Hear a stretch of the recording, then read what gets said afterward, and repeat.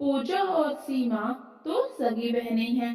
दोनों की शादी शिवपुर गांव में एक ही परिवार के दो बेटों के साथ हो जाती है। पूजा पूजा यूं तो सीमा से छोटी है, लेकिन ससुराल में उसकी शादी बड़े बेटे से होती है, तो इस तरह से वो सीमा की अब जेठानी बन जाती है। आज शादी के बाद बेशक पूजा सीमा से रिश्ते में बड़ी हो गई है, लेकिन सीमा उसे आज भी अपनी छोटी बहन ही समझती है। इसलिए उसकी कई बातों को दिल पर नहीं लेती, लेकिन पूजा उस पर जेठानी होने का पूरा रौब मारती है। लेकिन सीमा हमेशा ही इसे पूजा की नासमझी समझकर नजरअंदाज कर देती है, और फिर धीरे धीरे समय बीतता है। दोनों की शादी को 5 साल हो जाते हैं। इन 5 सालों में पूजा के 2 बच्चे हो जाते हैं, लेकिन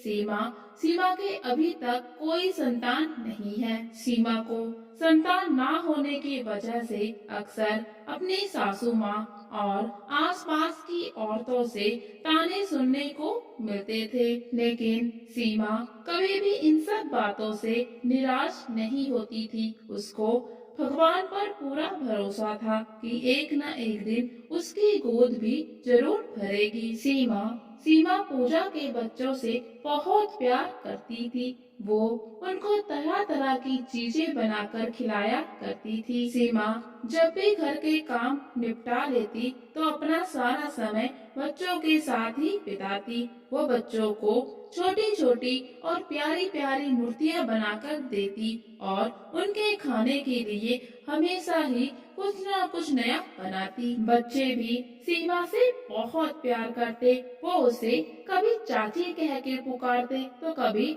मासी कह के, और फिर ये सब देखकर पूजा भी अपनी बहन से कहती है, दीदी तुम उदास मत हुआ करो, ये भी तो तुम्हारे अपने बच्चे हैं। जब भी मन करे तुम इनके साथ समय बिता सकती हो। और फिर ऐसे ही करते करते 3 साल और बीत जाते हैं। अब राहुल और पिंकी भी बड़े हो गए हैं, लेकिन लेकिन सीमा की गोद आज भी सूनी है। उसकी शादी को अब पूरे 8 साल हो चुके हैं। समय के साथ साथ सीमा की सास के ताने भी बढ़ते ही जा रहे हैं। और फिर एक दिन सीमा नदी से पानी भरकर आ रही होती है कि रास्ते में उसे एक बच्चा मिलता है। वो सीमा से कहता है, काकी क्या आपके पास पानी है तो मुझे भी पिला दीजिए। मैं यहाँ पर खेल रहा था और मुझे बहुत ही प्यास लग रही है। तो सीमा उस बच्चे को पानी पिला देती है। पानी पीकर थोड़ी देर खेलकर वो बच्चा अपने घर चला जाता है, लेकिन घर जाकर उस बच्चे की तबीयत खराब हो जाती है। उसे गर्मी में खेलने के कारण उल्टियाँ लग जाती हैं, लेकिन उसकी माँ रमा इस बात को नहीं मानती। वो सारा का सारा दोष सीमा पर लगा देती है कि उसके पानी देने के कारण ही उसके बेटे की आज ये हालत हुई है। वो सीमा को ताना देती है कि तुम एक निसंतान औरत हो, तुम्हारे हाथ का पानी पीकर बच्चे बीमार हो जाते हैं, गर्भवती महिलाओं का गर्भपात हो जाता है। ये सारी बातें सुनकर सीमा रमा से कहती है, रमा तुम इतनी कड़वी कैसे हो सकती हो? तुम मुझे ऐसा कैसे बोल सकती हो? मैंने तो सिर्फ तुम्हारे बेटे को पानी दिया था, वो भी उसने खुद मांगा था। तो इस पर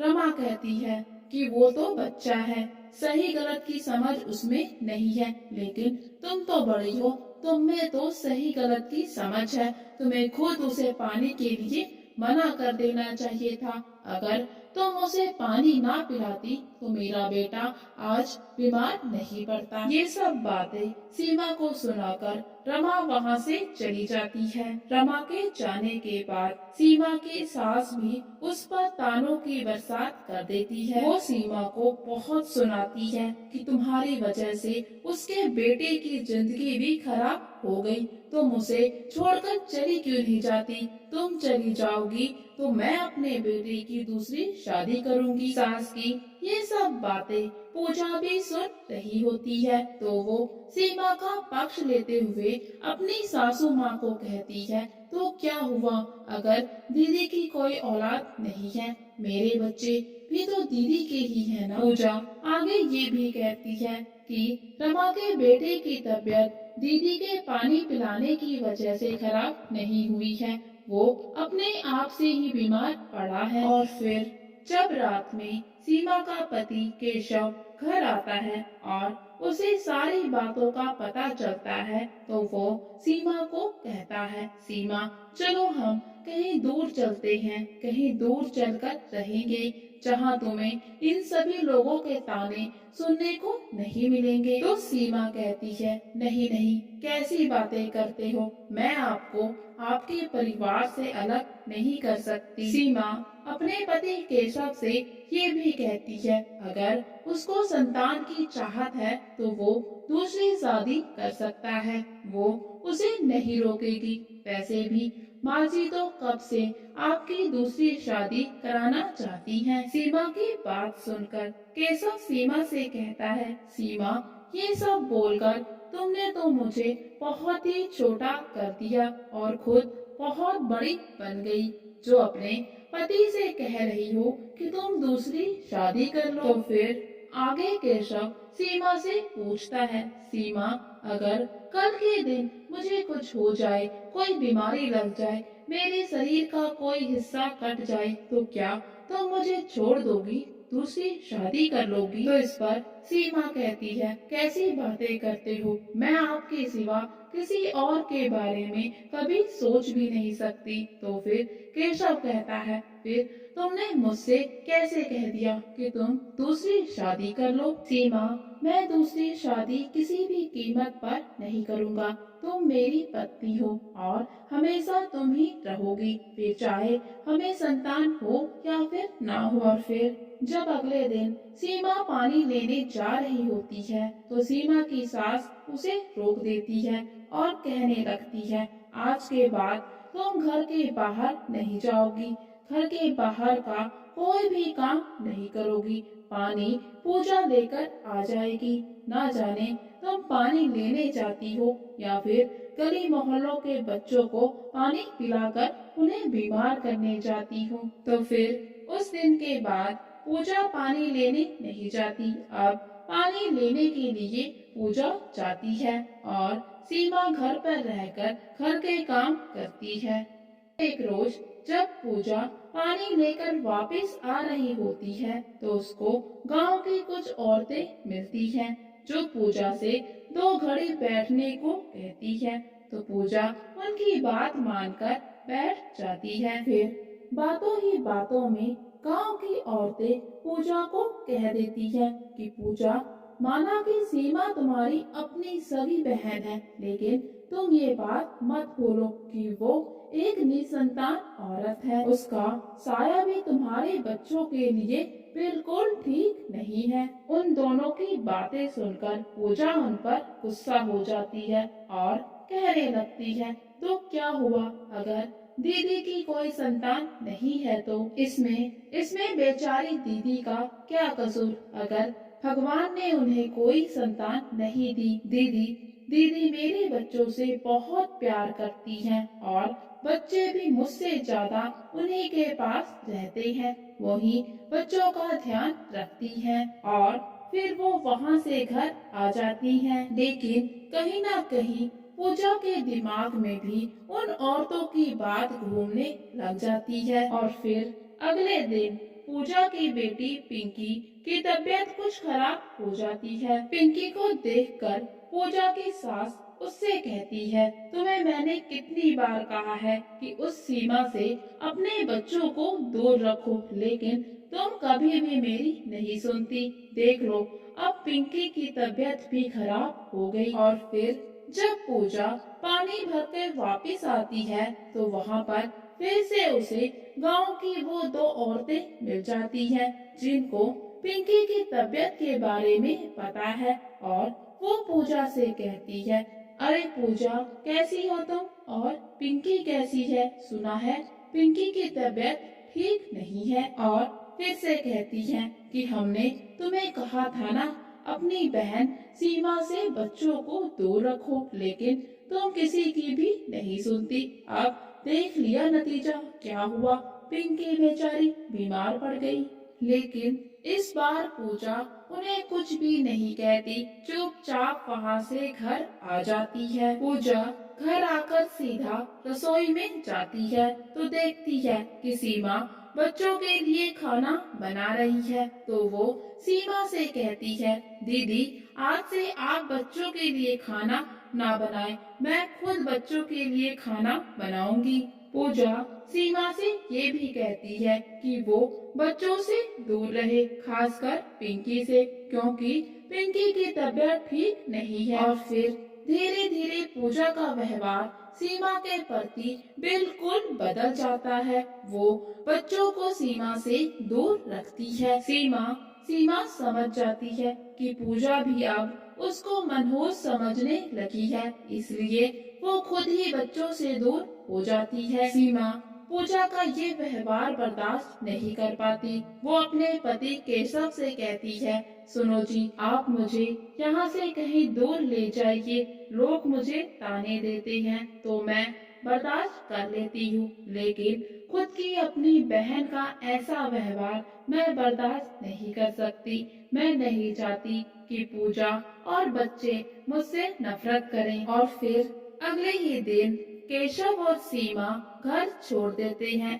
घर का कोई भी सदस्य उन्हें नहीं रोकता। दूसरे घर में जाकर सीमा और केशव अपने जीवन की एक नई शुरुआत करते हैं। दोनों मूर्तियां बनाकर उन्हें बाजार में जाकर बेचते हैं। सीमा और केशव बहुत ही सुंदर सुंदर मूर्तियां बनाते हैं।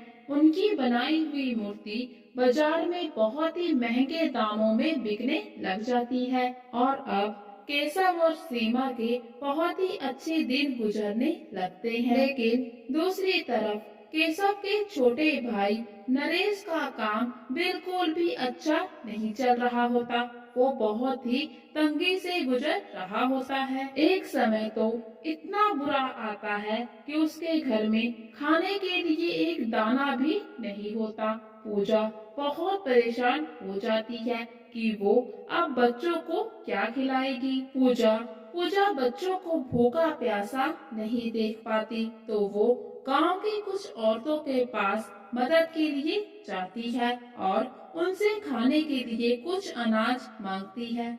लेकिन वो ये कहकर मना कर देते हैं कि देखो पूजा, अगर एक दिन की बात होती तो हम तुम्हें अनाज दे देते, लेकिन तुम्हारा तो ये रोज का किस्सा है। तुम खुद ये सोचो कि तुमको और तुम्हारे बच्चों को रोज रोज कौन अनाज देकर जाएगा, इसलिए तुम अपना जुगाड़ खुद ही कर लो। लेकिन ये सब बातें मासूम छोटी सी पिंकी को कहाँ समझ आती। उसको तो भूख प्यास बहुत ही सता रही होती है। तभी पिंकी के दिल में ख्याल आता है, क्यों ना वो अपनी चाची यानी कि मासी के पास जाकर कुछ खा ले। तो पिंकी बिना किसी को कुछ बताए अपनी चाची के पास चली जाती है। सीमा पहले तो पिंकी को अपने सामने देखकर बहुत ही खुश हो जाती है, लेकिन फिर बहुत ही डर जाती है कि कहीं पूजा को अगर पता चला तो वो फिर से उस पर गुस्सा हो जाएगी। तो फिर सीमा पिंकी से पूछती है क्या वो घर पर बता कर आई है कि वो उससे मिलने जा रही है। तो इस पर पिंकी कुछ भी नहीं कहती, चुपचाप खड़ी हो जाती है। सीमा समझ जाती है कि पिंकी घर पर बिना किसी को बताए उससे मिलने के लिए आई है। तो फिर सीमा पिंकी से कहती है, पिंकी बेटा, आपको ऐसे बिना किसी को बताए मुझसे मिलने के लिए नहीं आना चाहिए। तो पिंकी कहती है, मैं नहीं आती, लेकिन मुझे बहुत ही भूख लगी थी और घर पर खाने के लिए कुछ भी नहीं था, इसलिए मैं आपके पास खाना खाने के लिए आ गई। पिंकी की बातें सीमा को बहुत ही अजीब लगती है। वो उससे पूछती है, क्यों पिंकी, क्या तुम्हारी माँ ने आज खाने के लिए कुछ भी नहीं बनाया? तो पिंकी कहती है, नहीं मासी, क्योंकि घर पर खाने के लिए कुछ भी नहीं था, तो माँ क्या बनाती? फिर सीमा पिंकी से कहती है, अच्छा पहले तुम कुछ खा लो, बाकी बातें हम बाद में करेंगे। इतने में सीमा का पति केशव वहाँ पर आ जाता है। केशव सीमा को नरेश के बारे में सब कुछ बताता है कि कैसे इस समय पूजा और नरेश कितनी तंगी से गुजर रहे हैं। तो सीमा कहती है, फिर तो हमें उनके पास जाना चाहिए और उनकी मदद भी करनी चाहिए। और फिर सीमा और केशव पिंकी को खाना खिलाकर उसके साथ घर चलते हैं। पूजा अपनी बहन सीमा को देखकर अपने आंसुओं को रोक नहीं पाती। सीमा भी उसको गले से लगा लेती है और कहती है, पूजा, तुमने तो मुझे बहुत ही पराया कर दिया। इतनी बड़ी मुसीबत आई है और तुमने अपनी बहन को बताना तक जरूरी नहीं समझा। तो पूजा कहती है, दीदी मैं किस मुंह से बताती, मैं दुनिया वालों की बातों में आ गई और अपनी ही बहन से लड़ पड़ी। और फिर पूजा सीमा से माफी मांगती है। सीमा उससे कहती है, अरे नहीं मेरी छोटी बहन, तुम मुझसे माफी मत मांगो। पूजा समझ जाती है कि मुसीबत में सिर्फ अपने लोग ही काम आते हैं, दुनिया वाले तो हमेशा ही आपको आपके अपनों के खिलाफ भड़काती रहेगी। आपको उनसे बचकर अपने रिश्तों को बचाकर चलना है। और फिर से पूरा परिवार एक साथ हंसी खुशी से प्यार से रहने लगता है।